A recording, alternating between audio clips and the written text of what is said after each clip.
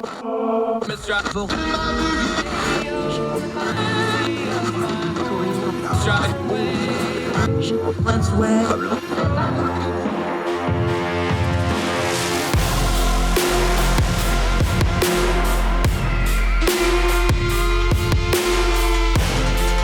your host, Andrew Donaldson.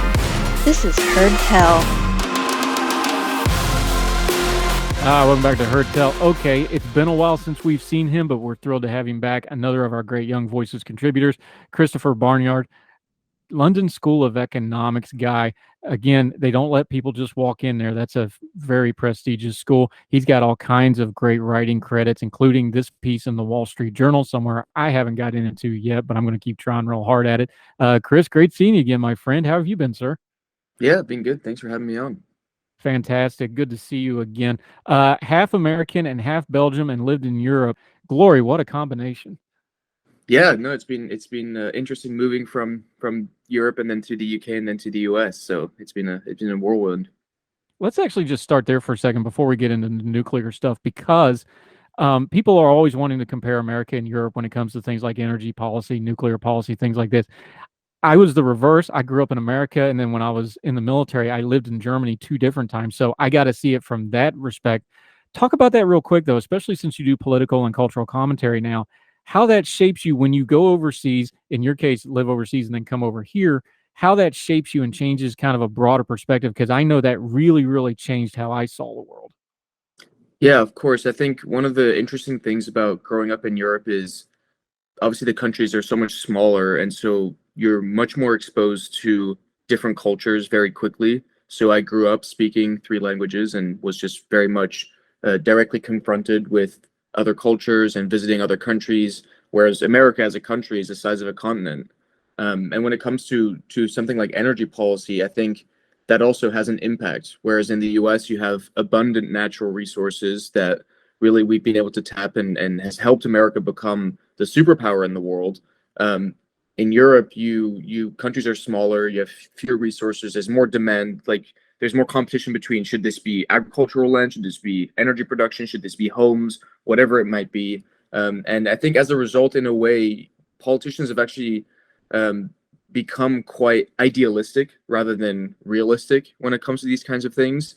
And so instead of understanding that, for example, with energy, that producing your own energy is a good thing, like the US has done, they've actually been overly idealistic about that and said, oh, we can just import it from other places. It just happened to be that a lot of the energy they've been importing has been from Russia or from the Middle East, places like that. Now that's starting to shift to America, but the reality is that a lot of Europe is reliant on other countries rather than on themselves for their energy, and they're starting to feel the pinch of that. I actually think it's important that we start there, because something that people miss out when they compare America and Europe is exactly what you were saying. When you live there, like, it's a 5-hour drive for me to go to another state in some places in America, if not further. 5-hour drive when I lived in Frankfurt, man, I could be in Holland, I could be in Paris, I could be down in the Alps in the Tyrol. Like, it's like going state to state over there. So I think you hit on something here when we're talking about European policies like energy. You need to not think of it as other countries the way we do in America, where we're more isolated. It really is like states. They're more compact. This has a practical effect on how their policy is. I think that's something maybe the American audience and the Western audience misses out on, how Europe does stuff. Is that a fair way to put it, you think? Yeah, I think absolutely. And the smallness, really, like the competition for land is a huge thing. In America, if you look at Texas, which is obviously the biggest oil and gas producer in the US, it's an enormous state. It's like a state almost like the size of like half of Europe, pretty much. Whereas in Europe, like Belgium, where I grew up, is one of the most densely populated countries in the world because of how small it is and how many people there are. So it's obviously not as easy to just go and have vast swathes of land to explore your natural resources. You have other demands for it. And I think that's a huge factor in Europe. Let's talk nuclear real quick, because it's all over the headlines. Not because of nuclear, but because of the alternatives. We know what's going on in Ukraine, the illegal war of aggression that Vladimir Putin is doing. Vladimir Putin is weaponizing. He's doing this because of that energy. We have the data now. They're still making money on their energy exports, even with the war in Ukraine, which is just a startling statistic. But everything that's going on geopolitically right now is because winter is coming. General Winter, we always talked about the Russian army's greatest general, General Winter. This is a new twist on that, because he's using energy But that didn't happen in a vacuum. That happened in a sequence. And when it comes to Western Europe, the old Western Bloc, they kind of set themselves up to get in this predicament, didn't they? Yeah, I mean, there really has been a very deliberate and strategic effort by Russia to make the European continent, and especially the EU, dependent on Russian fossil fuels. So you saw a lot of countries like Germany started kind of closing down their natural gas production. They started closing down their nuclear plants, and they figured, well, we'll replace that with renewables, and if not renewables, we'll just buy oil and gas from somewhere else, in this case, Russia. But the interesting thing is that there's actually a lot of reports coming out that the Russians and kind of the Russian propaganda machine is very good at infiltrating countries and spreading disinformation and kind of actually supporting causes that would be damaging to those other countries. And we actually found a lot of evidence that Russia has been involved in funding anti-nuclear and anti-natural gas campaigners across Europe because it suits Russia for these countries to become reliant on Russia rather than on themselves. And so what we've seen right now is Russia has been building up reserves of money for a while now, where they knew when they invaded Ukraine there would be the inevitable consequences, sanctions, economic isolation, all that stuff. But because they have such a stranglehold energy-wise over Europe, they've been able to weather those consequences, and that's been a very strategic and deliberate effort. Yeah, and to the point, I talked about living in Germany. The first time I lived in Germany, Gerhard Schroeder was the chancellor of Germany. He was on the board of one of the Russian energy companies, and a lot of malfeasance there that we now goes back a ways. This is very deliberate. It's strategic, but and you touched in it on your piece in the Wall Street Journal. We're going to link to it. Please read the entire piece. Make sure you share it with your friends. This is starting to cause some movement in some very unexpected places in Europe. Germany's still dragging their feet. Of course, Schultz is still new to office, so that's a little bit different situation. Belgium, you talk about their Green Party. The Dutch, who are always very, very environmentally conscious, they're starting to make some noise. Talk about some of the other countries that we don't often talk about in geopolitics, but we're seeing some movements on the energy front here, aren't we? Yeah, we are, and really, what we're seeing is we're seeing three crises come together. We're seeing kind of the geopolitical crisis of what's happening in Ukraine, and we've talked about that. You're seeing a little bit of an economic crisis right now. The Biden administration doesn't want to admit that we're in a recession, but we are pretty much in a recession, and economically, with inflation, gas prices, a lot of the West is and around the world is hurting. So there's this economic crisis. But then the third crisis is kind of our targets to tackle climate change and to reduce our emissions and to move towards cleaner energy. And for a long time, countries were overly idealistic about how we could continue having strong economies, being energy independent, but then also tackling climate change. And the reality is, by shutting down natural gas, by shutting down nuclear plants, and relying on Russian fossil fuels, you're not going to achieve that. And so a lot of countries like Belgium, like the Netherlands, but really countries all over the world have been forced to realize that if they want to have a stable and secure supply of energy, they want it to be clean, and they want to strengthen their economies, they can't do that without nuclear power. Yeah, put your Belgium hat on for just a second. Of course, Brussels is the center of the EU, so it's a little bit different beast anyway. But a country like Brussels or like, the Netherlands that aren't on the front lines of the Ukraine stuff, but they're intricately tied to the rest of Europe. What are the common folks there thinking about all this right now? Because they think differently than Americans. We're very independently thought. Europe, it's a little different. They understand that this is all interconnected. Beyond the headlines and the noise of it, how are they seeing this situation? Like you said, this is actually three crises kind of meeting at the middle on a lot of things. This is stuff they know these are crises. Like this isn't a surprise to any of them. What are they thinking as they look at this environment right now? Well, I think the evidence from Belgium, and I'll also add the Netherlands, because they're two very similar countries, and my father's actually Dutch, so I know both countries pretty well. But what they're seeing right now is, obviously they're shocked at what's happening in Ukraine, and then I can imagine from the U.S. it's a little further for us to look at this, be like, oh well, like that's a terrible thing, but we're still like a continent and an ocean away. But if you're in Belgium and if you're in the Netherlands, you're still actually like relatively close to like what's happening, and obviously Belgium and Netherlands were important scenes in both world wars that happened on the European continent. So they're certainly kind of spooked about this. But at the same time, they're seeing really the reality of bad energy policy come to fruition. Um, energy prices are going up immensely. Inflation is up immensely. They're not even sure they'll have enough energy reserves to get through the winter. And at the same time, they don't want to fund the war machine of Vladimir Putin. And so what's happened in Belgium is the Green Party had been campaigning very heavily to shut down Belgium's remaining nuclear reactors. The Green parties around the world tend to be pretty anti-nuclear, which is something I don't really understand, but they are, and they just realized that, well, if we want to make sure we don't buy Russian fossil fuels and we want to make sure that we're tackling climate change and our people have affordable energy, we have to keep these nuclear plants open. So the Belgian Green Party did a huge U-turn and are extending the life of the country's remaining two reactors by a decade now. The Netherlands, which also is experiencing these war-induced energy shortages, are now actually hoping to construct two new plants, and they're actually pressuring the German government to try and keep their plants open. So you're kind of seeing this interesting movement in European politics towards understanding that you really can't do any of these things without nuclear energy. Yeah, and the attitude is important here because we know the policy arguments, we know the environmental arguments, we know the fiscal arguments. But at the core of this, people just have a weird thing with nuclear for whatever reason. And you covered in your piece, of course, Fukushima. In Europe, of course, there's plenty of people with lived experience with Chernobyl where they thought that might do really bad damage to Europe and did in some respects.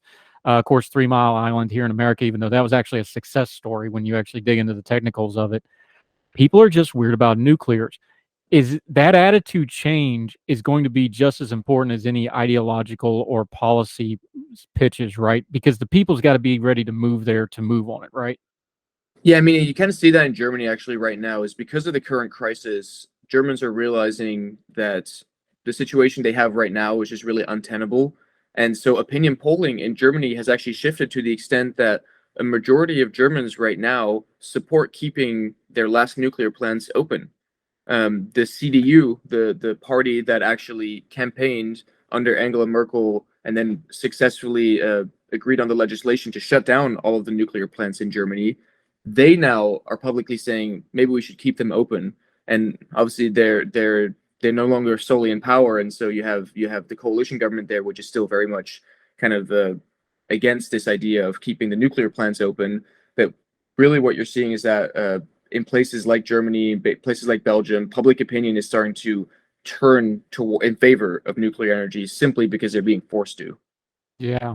Christopher Barnard joining us on Heard Tell. We're going to get more into the nuclear part of this. We're going to continue to talk about his great piece in Wall Street Journal. It's not just Europe, Asia, and the Pacific Rim.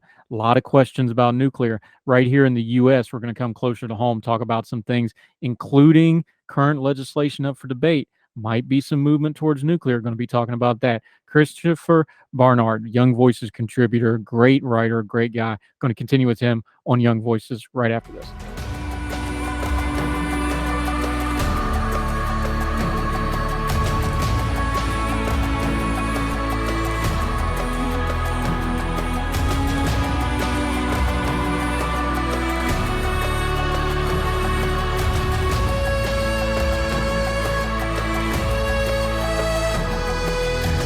Welcome back to Heard Tell. Christopher Barnard's joining us, a great Young Voices contributor. Happy to have him. He's writing in the Wall Street Journal about nuclear power and the energy crisis.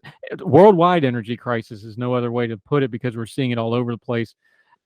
Let's go to the Pacific Rim for a second. We see what's happening in Sri Lanka. Tangentially, we see what's happening in Africa. When you can't get oil and gas into a country, really bad, ugly things happen in a hurry. Japan's a lot more stable, of course, but they have that specter of Fukushima. But even with Japan, they're now talking about, and we have the Godzilla culture, of course, which Godzilla is the metaphor for screwing around with splitting the atom and blah, blah, blah. Even they are like, okay, we've got to get serious about this nuclear thing. That's kind of a tidal shift, isn't it? Yeah, it is absolutely, and with the accident in Fukushima was what many countries around the world experience as a wake-up call as to the dangers of nuclear power. But as you mentioned earlier, actually similar to Three Mile Island, Fukushima was in many ways actually a success story for nuclear energy. No one died from the reactor meltdown. The only people that died were from the forced evacuation, unfortunately, but that had mostly to do with a tsunami, not with the kind of inherent dangers of nuclear energy.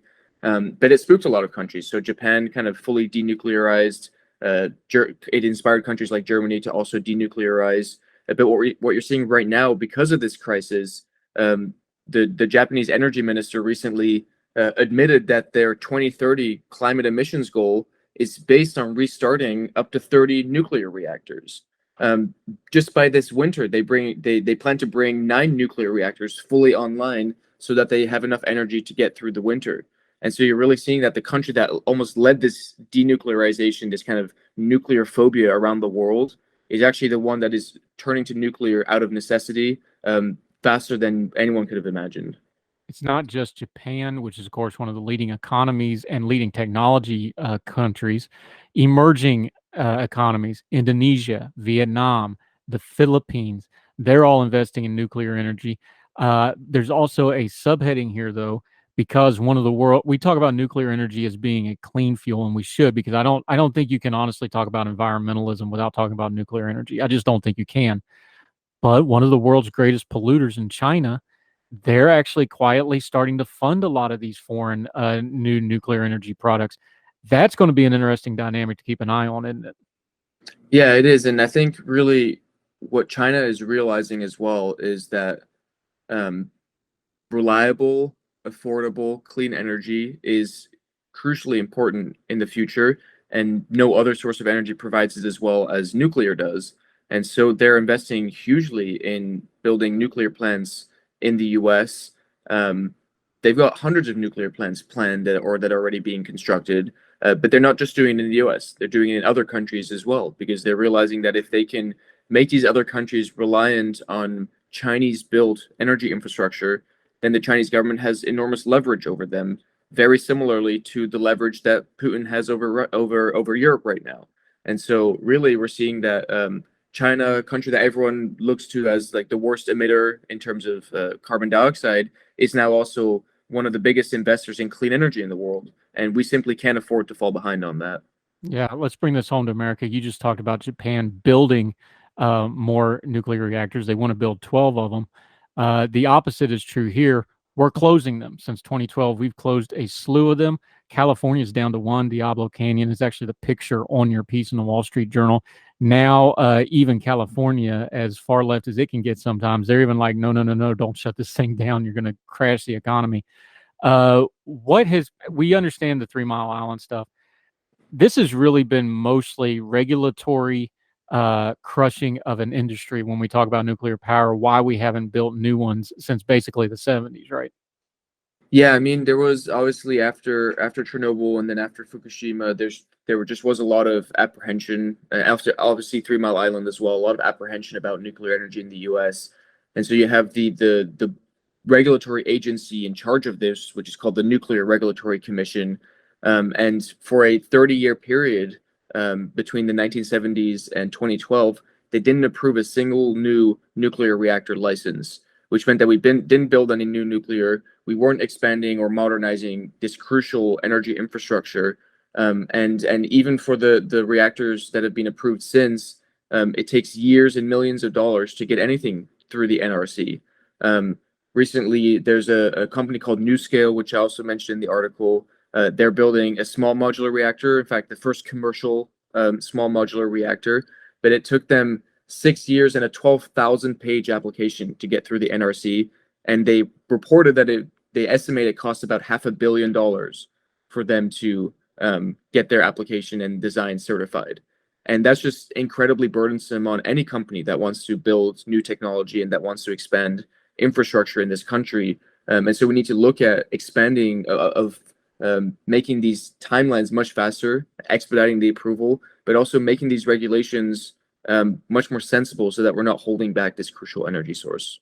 And even with all Christopher Barnard joining us, even with all of that, we are seeing billions of investment in nuclear right now. Small modular reactors are kind of the hot ticket right now.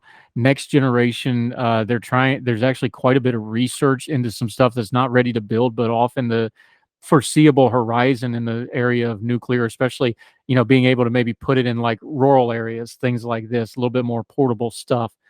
Bill Gates is involved in this, NewScale's involved in this. There's still, even with all that going on, I got to imagine if they're pouring billions into it, even with all that upfront cost you just talked about, even a modest change in regulatory would probably really open the floodgates on this, wouldn't it? Yeah, I mean, like you say, the private sector is very interested in investing in this, and also to the Biden administration's credit, they have been openly pro-nuclear, and you do have kind of a little bit more of a pro-nuclear bipartisan consensus on Capitol Hill, and so there are a lot of bills talking about how can we incentivize this, how can we make sure that we're leveling the playing field between different energy sources, because the reality is that nuclear is being left behind with a lot of policies that have come out of DC. And so I do think it is very positive, and many companies are investing billions into this advanced technology, including fusion technology, which is very exciting. So I'm very bullish on nuclear, but there are some important policy steps that need to be taken to ensure that we can actually build and build on time. You touched on it in your piece because you talked about anti-nuclear activists. How much of this is a cultural generational thing? Because we're now 30 some years post Cold War. People aren't growing up. Most of the, 30s and 40s and early 50s working adults, they didn't grow up under the fear of a nuclear weapon dropping out of the sky on them as the previous generation did. They didn't really grow up with a working knowledge, a fear of this stuff the way the previous generation did. You talk about the nuclear activists, that just isn't really that much of a thing now because people, I think, are a little more informed. Like we spoke about there's just no way you're going to have more electric everything without more electricity. And if you're going to have clean electricity, there's nothing better than nuclear. How much of this do you think is just going to be kind of a generational shift where the new generation doesn't have the priors and they have a little bit more knowledge of how it works? Is that kind of the thing that's tipping this all of a sudden, do you think? I think it's a little bit of that. I definitely like the polling does show that younger people tend to be more positive towards nuclear energy. Interestingly, men tend to be twice as likely to support nuclear energy as women. But broadly speaking, there is that generational gap, which I do think plays a role in this. But I also think, like what I was talking about before, just reality, just like cold, brutal, hard reality is forcing people to accept that this is something we need to consider, even if they might be apprehensive about some of the risks. And so you see, Senator Dianne Feinstein from California was anti-nuclear for a lot of her career, wanted Diablo Canyon to shut down, and she's an older lady, and now she wants Diablo Canyon to stay alive because she realizes it's our only option. So that is really an important factor. And the final thing I'll mention is with these next generation nuclear designs and reactors. The small modular reactors is designs by NewScale or TerraPower, which is Bill Gates' company, or even Oklo, which they're building a micro reactor, which is even smaller. I think the image of nuclear as an old, outdated technology is changing to something that is forward looking, that is exciting, that is innovative. And I think that as we build more and more of those reactors, and that's more the image of nuclear, you have to look up some of the images of the designs. It looks super cool and futuristic. I think that's going to help change some of the public perception as well. Also, let's go to a practical level to wrap this up because this is a lot of theory and this is a lot of, geopolitics and things like that, and people can kind of get lost in it. If you could do these small scale nuclear reactors, I'm thinking places like Appalachia. I'm thinking about the West where the population is very diverse and you need, just the physical moving of energy between two places, you lose a lot of it. The Pacific Northwest, places like this that have environmental issues. If you could get these small scale reactors into these local communities, what a game changer, not just environmentally, but also potentially economically, because now all of a sudden a place like Appalachia, you could get people in there that want to run businesses because their energy would be a lot cheaper. You could get them out in the Middle West where all that land you were talking about that's so controversial, plenty of it out there and cheap, relatively speaking. On a practical level, this could be a very important cultural, communal, and also economic thing for these communities, couldn't it? Yeah, absolutely. And there's a really interesting statistic, which is that for old coal plants that are shutting down, 75% of the skills necessary to run a coal plant are directly transferable to running a nuclear plant. And so you have, like you mentioned, Appalachia and West Virginia, but also some places out west in Colorado and Wyoming and etc. You have old coal plants that are being shut down, partly because of economic reasons, partly because of climate and pollution reasons. And there's still that infrastructure. There's still that skill set. There's a community built around it. And if you can transfer that community to retrofitting a nuclear plant, a small modular reactor on that old coal plant, 75% of those skills are transferable. So those people can learn the extra skills and just be directly plugged in to what they've been doing for a long time, which is supporting energy in their community. And that's an incredible economic boom, but also it'll help with a lot of the mental health and other problems that we're seeing in a lot of those communities that are being left behind. The final thing I'll say on that is states are starting to wake up to that. West Virginia recently repealed its ban on nuclear energy. There's Idaho, which are building NuScale's reactors. You have Wyoming, which is commissioned a study into retrofitting coal plants with nuclear energy. And then I actually testified in front of the Colorado Senate a few months ago in favor of a bill that was being introduced to perform a similar study in Colorado about the future of small modular reactors. Unfortunately, the bill got tanked by some anti-nuclear Democrats in the Colorado legislature, but I'm sure they'll reintroduce it, and hopefully there'll be another opportunity to kind of show how important this is. And given the current context, it stands a better chance of passing this time. Yeah, Christopher Barnard, outstanding stuff today. Let's get to the really important issue here, though. This is a heavy topic, but there's something more important. You're half American, half Belgium. I've got a foolproof way to know which half overtakes the other half here. Pomade Fritz, are we going mayonnaise or ketchup? Got to be ketchup. Oh, so the American side wins out. That's French fries for those of you from Logan don't know what we're talking about. These things are amazing. But over there, if you order fries, you get mayonnaise with them. They don't give you ketchup, do they? So I was really curious. Well, interestingly, there's a type of ketchup which actually came out of Germany, but it's very popular in the Netherlands and Belgium as well, which is called curry ketchup, which is kind of like a spicier form of ketchup, and that's the best.